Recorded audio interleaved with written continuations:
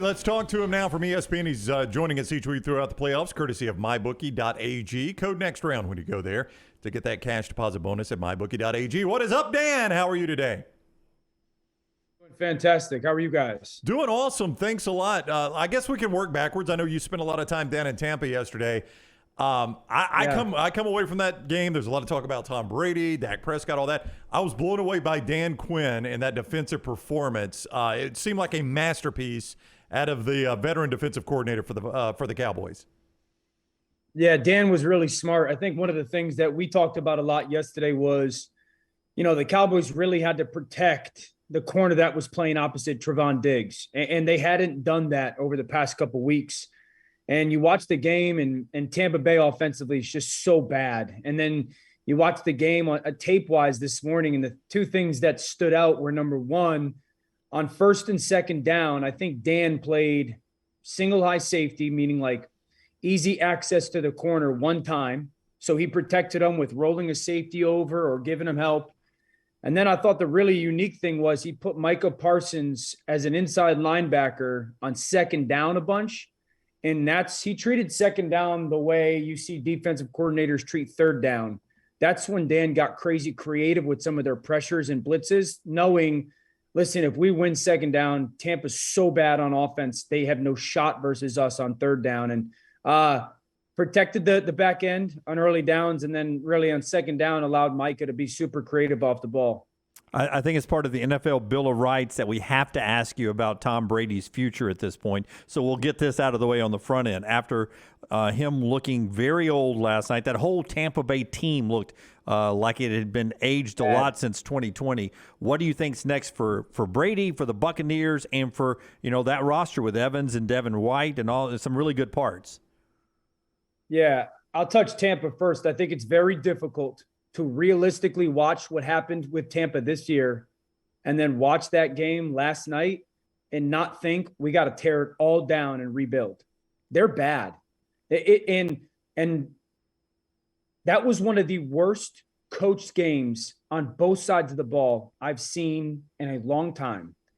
As basic and vanilla as you can be on defense, the offense has been bad. They looked unprepared, no adjustments. It was bad. So I think you really got to sit there and go, we got to tear it all down and rebuild. I think for Tom, realistically, my thought about Tom is pretty similar to my thoughts about Aaron. I grew up in the era kind of mesmerizing these guys. I played against Aaron. I played against Tom. I don't really care what their next decision is. We're in the NFL right now where it's Jalen Hurts and Dak Prescott and Justin Herbert and Joe Burrow and Josh Allen and Patrick Mahomes, Lamar Jackson. I'm ready for the new wave. And if those guys choose to play, great. And if they choose to move on, great. And they're two of the greatest ever. Dan Orlovsky is with us, ESPN. He joins us throughout the playoffs, courtesy of mybookie.ag. Code next round when you go to mybookie.ag. He's on the JohnstonRVCenter.com hotline. As a lifelong Dolphins fan, I had no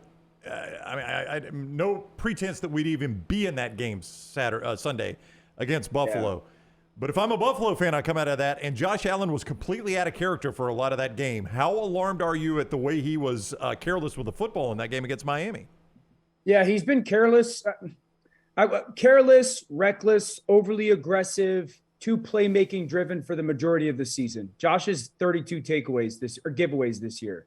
That's a lot, and I think the reality is that's who Josh has been. That's what makes Josh great.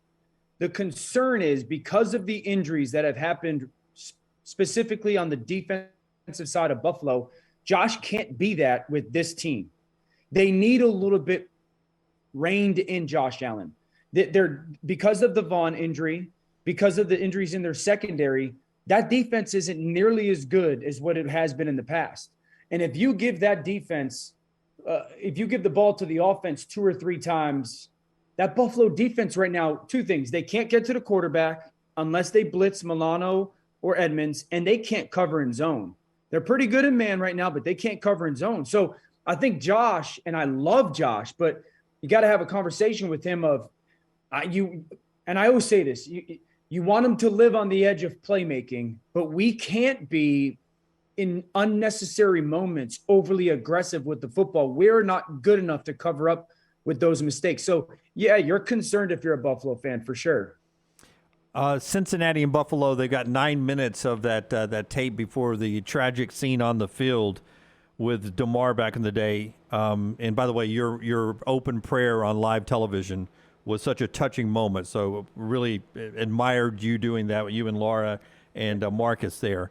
Do either one of you, does either team learn anything from that 9 minutes of football there? Any tape that maybe is an advantage coming to this game, or is that a wash?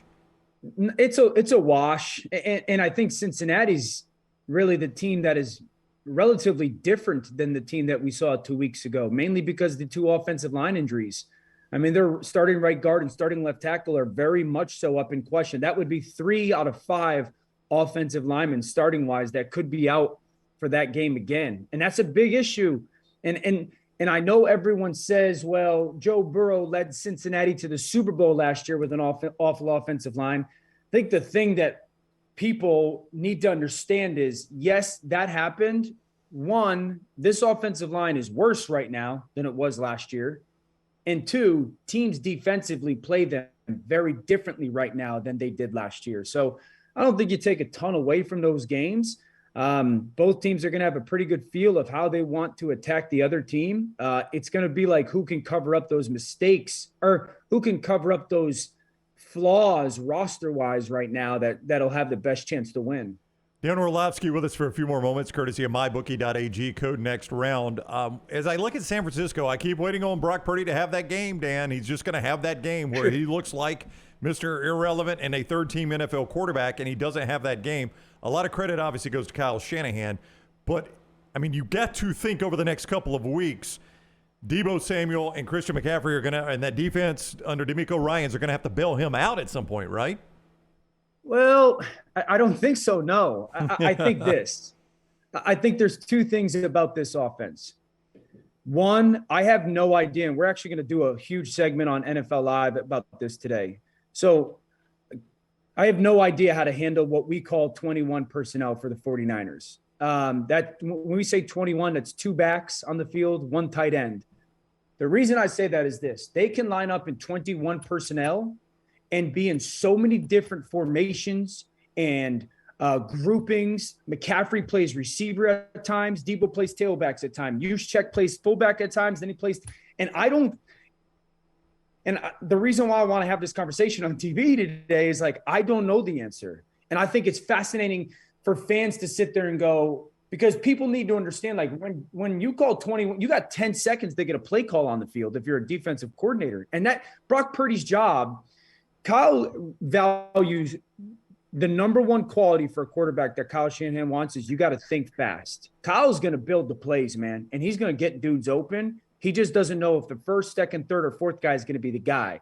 And Purdy does that really well. That's why people tied Mac Jones to San Francisco 2 years ago in the draft. So because of the people that they have, if they stay healthy, Kyle and the kid's strength, the thing that he does best is think quickly. It's perfectly matched for him to play well. Their defense is phenomenal. I think you have one shot versus them. You have to hit big plays over the top because they're so aggressive. If you can, you can get them a little bit. If you can't block them. I'm dying to know your thoughts on Trevor Lawrence as a guy who played the position. How do you flush 4 interceptions in one half and then have the second half that he had? I mean, that the whole team, obviously, but for him personally to still be able to throw the ball after every throw seemed like it was going to the wrong team in the first half. You have a coach that believes in you, and you have a coach that doesn't hesitate to go back to, hey, I'm putting the ball in your hands again. He threw 4 interceptions, like you said, in the first half. The very next play on 3 of those 4 is a pass play. And it's not a little dump off stat. Let's go. And Trevor was aggressive on all 3 of those. So I think it's really Doug Peterson kind of infusing, hey, man, like we cannot go change that. Let's go forward and be aggressive. We have no shot unless you are. And that's easy to say, really, really hard to do. I think once he really did that for Trevor, you saw a lot of freedom from Trevor and fearlessness out of him as well. All right, I'm looking forward to that breakdown because you're right, man. You get Samuel and Christian McCaffrey on the field at the same time with those formations. It's fantastic. It's art. It's art to watch, and I don't even know what I'm talking about, man, and I love watching it. So you could see that on NFL Live with Dan and the gang today, and Dan is with us throughout the playoffs. We were very excited about that, Dan. Thank you for the time. Look forward to it each week. I appreciate you guys. Have a great day. We'll talk soon. All right, buddy. Take care. We'll see you next week. Dan Orlovsky with us. Courtesy of MyBookie.ag, code next round, MyBookie.ag, code next round, and you get that deposit bonus. When you go there, you get to use it right away. Bet anything, anytime, anywhere. MyBookie.ag, code next round. Any deposit of $50 or more gets you that bonus. MyBookie.ag, code next round.